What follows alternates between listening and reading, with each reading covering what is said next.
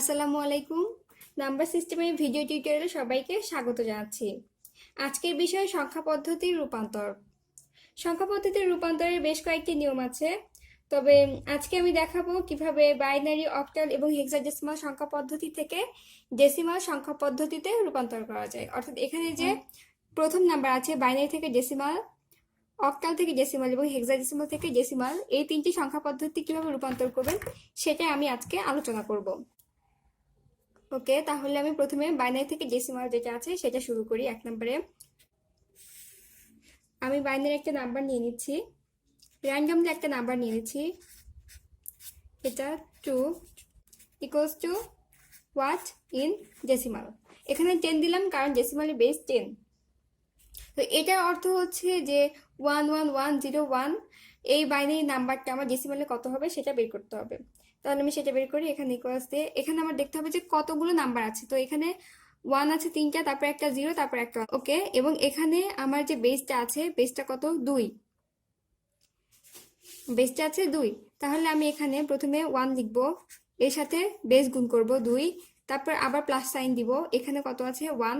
Second number আমি এখানে 1 লিখলাম, গুণ বেস 2 যোগ এখানে আবার 1 আছে, তো 1 গুণ বেস 2 যোগ দেন 0 আছে, আমি 0 লিখছি, 0-র সাথে 2 গুণ যোগ এখানে লাস্টলি 1 আছে, 1 এর সাথে 2 গুণ।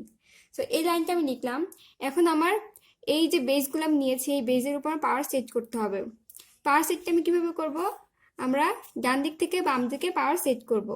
তো ডান দিকে যে 2 থাকবে এটার পাওয়ার দেবো 1, তারপরে 0, সরি, ডান দিকে যে 2 থাকবে এটার পাওয়ার আমরা সেট করব 0, এরপরে 1, তারপরে 2, 3 এবং 4। ওকে, সো এখানে এটা হচ্ছে 16,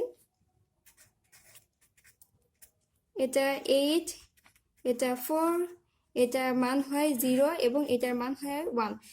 যে কোনো কিছু পাওয়ার 0 থাকলে তার মান হয় 1, 1 × 1 = 1। ওকে, এটা ক্যালকুলেট করলে হয় 29।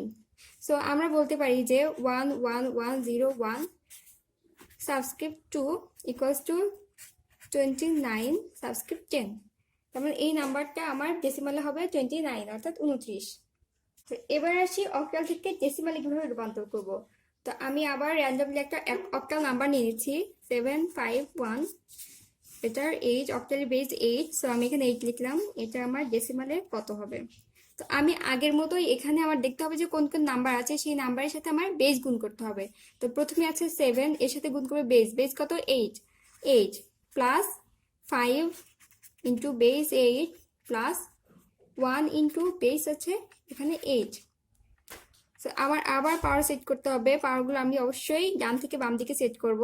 তো ডানে যেটা থাকবে সেটার পাওয়ার 0, এরপরে পাওয়ার 1, তারপরে 2। সো এটা আমি ক্যালকুলেট করলে পাবো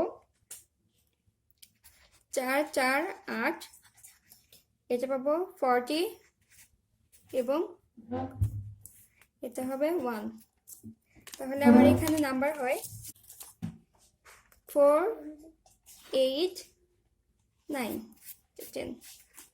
সো আমরা এখানে দেখতে পাচ্ছি যে 751 যে অক্টাল নাম্বারটা আছে, এটাকে যদি আমি ডেসিমালে করি তাহলে সংখ্যাটা হয় 489। সো এবার আসি হেক্সাডেসিমাল থেকে ডেসিমালে কিভাবে রূপান্তর করবো সেটা। আমি র্যান্ডমলি একটা হেক্সাডেসিমাল নাম্বার নিয়ে নিচ্ছি, 16। এটা হবে ডেসিমালে কত সেটা বের করতে হবে। সো আমার এখানে যেহেতু হেক্সাডেসিমাল তাহলে বেস থাকবে 16। তো এখানে 7 এর সাথে আমি 16 গুণ করব, দেন ডি এর সাথে 16 গুণ করব, এরপরে বি এর সাথেও 16 গুণ করব। এখন আবার পাওয়ার সেট করতে হবে। সো সর্বডানে যে 16 আছে এটার পর 0, এরপর 1 এবং এরপরে 2। তো এখানে আছে কত? ডি আর বি। আমরা জানি যে হেক্সাডেসিমালে A B C D E F, 9 পরে A B C D E F এই 6টা সংখ্যা থাকে। তো এর মান 10, বি 11, সি 12, ডি 13, ই 14 এবং এফ হচ্ছে 15। সো এখানে আছে ডি এর মান 13। তাহলে আমি এখানে এটাকে এভাবেই লিখে দিচ্ছি। ডি এর মান কত? ডি এর বদলে আমি 13 লিখলাম, 13 ইন্টু 16⁻1। এখন বি এর মান কত? 11। তাহলে 11 ইন্টু 16⁻0। সো এটা যদি আমি টোটালি ক্যালকুলেট করি তাহলে এটার মান আসে 2011। সো এটাই হচ্ছে 7GB। এই হেক্সাডেসিমাল নাম্বারের ডেসিমাল নাম্বার হচ্ছে 2011। আশা করি সবাই বুঝতে পেরেছো। আজকের ভিডিও এই পর্যন্তই। পরবর্তী ভিডিওতে আমি দেখাবো যে ডেসিমাল থেকে অন্যান্য যে নাম্বার সিস্টেম আছে সেগুলোতে কিভাবে রূপান্তরিত করা যায়। আজকের ভিডিও এই পর্যন্তই। সবাই ভালো থাকবে, সুস্থ থাকবে। আসসালামু আলাইকুম।